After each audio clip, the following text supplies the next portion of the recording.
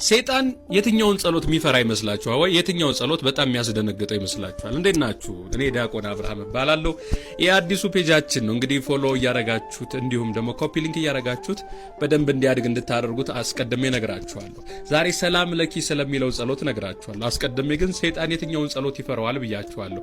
ሰይጣን ሁሉንም ጸሎት ይፈራል። የእግዚአብሔር ስም በተጠራበት ሁሉ መድረሻ ያጣል። ነገር ግን እቺ ጸሎት በጣም ከባድና አባቶች በዚህ ጸሎት መርቀው ሀገርም አጽንተው ጠላትም አሽሽተው ሀገራችን እስከዚህ የቆየችው በዚህች ጸሎት ምክንያት ነው።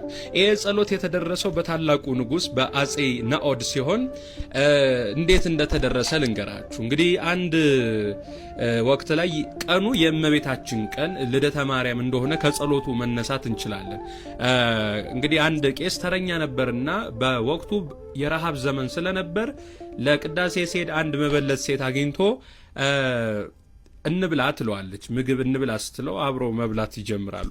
አጼ ናኦድ ካህን ስለነበሩ ማን ነው ተረኛ ሲሉ ቄስ ገሌ ነው ይላሉ። ለምን አይመጣም? አይ እሱ ዛሬ በልቷል፣ እንዴት ከእመቤታችን ፍቅር የእህል ፍቅር ይበልጥበታል፣ በሉ እሱን ግደሉት ብለው እሳቸው ካህን ስለሆኑ እጃቸውን ተናጽተው ለቅዳሴ ይገባሉ። የዛ ሰዓት ነው ከመንበሩ ላይ አሃዱ እያሉ ከመንበሩ ላይ ጥቁር ዘንዶ ወጥቶ ራሳቸው ላይ ይጠመጠምባቸዋል። ያኔ ነው ሰላም ለኪ እንዘንሰግድ ንብለኪ ማርያም ምነ ናስተበቋአኪ ማርዌናዊ ተማሂጸነብኪ በእንተሃና እምኪ ወኢያቄም አውኪ ማህበረ ነዮም ድንግል ባርኪ የምትለዋ ጸሎት የተደረሰችው ከመንበሩ ላይ በተነሳው ዘንዶ ምክንያት እምአርዌናዊ ተማሂጸነብኪ ከዚህ አዳኛ ወሬ ታድኝኝ ዘንድ በእናትሽ በሐና በአባትሽም በኢያቄም ተማጽኘሻለሁ ብለው እመቤታችንን የለመኗት። ያኔ እመቤታችን ተገልጻ ለምንድነው ያንን ካህን ያንን ቄስ ያስገደልከው ብትለው እንዴት እመቤቴ ካንቺ ፍቅር የእህል ፍቅር ይበልጥበታል ወይ ብሎ ይነግራታል። አንተ ንጉስ ነህ፣ ስለ ረሃብ አታውቅም። ብትወጣ የሚበላ ነገር ታገኛለህ፣ እሱ ቀድሶ ሲወጣ ግን የሚበላው ነገር አያገኝም።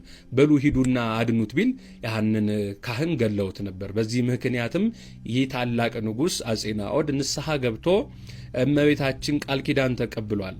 በህዳር 21 በአክሱም፣ በጥር በጎንደር እንዲሁም ደግሞ ጥር 21 ደግሞ በተድባበ ማርያም እንደምትገለጥላቸው ቃል ኪዳን ሰጣቸው። እንግዲህ ተሰውራለች ከቦታው። ይሄ ጸሎት ሀገር ያቆመ አባቶቻችን በዚህ ጸሎት ብዙ ችግሮችን የፈቱበት የቤተ ክርስቲያንም የሀገር ችግር የተፈታበት ነው። እናንተም ችግሩ ስትገቡ ይህንን ጸሎት በተደጋጋሚ በመጸለይ እመቤታችንን እንድትለምኗት አሳስባችኋለሁ። ምክንያቱም ከዚህ ጸሎት እመቤታችን ከጸሎቶቿ ሁሉ ውስጥ ደምረዋለች። ከእመቤታችን ከምትመሰገንበት ቅዱስ ኤፍሬም ከደረሰው ከውዳሴ ማርያም እነ አጼ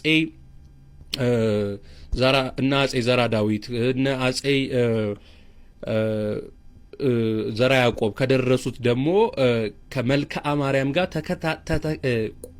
ትክክል የሆነ ጸሎት ነውና ሁላችሁም እንግዲህ ችግር ውስጥ የገባችሁ ሰዎች ካላችሁ ይህንን ጸሎት እየጸለያችሁ ህይወታችሁ ላይ መፍትሄ እንድታገኙ ለማሳሰብ ነው። ከመቤታችን ፍቅሯን ረድኤቷን እንዲያካፍለን እለምናታለሁ። እንግዲህ ለእናንተም እንዲያደርግላችሁ ውሽ አደርጋለሁ።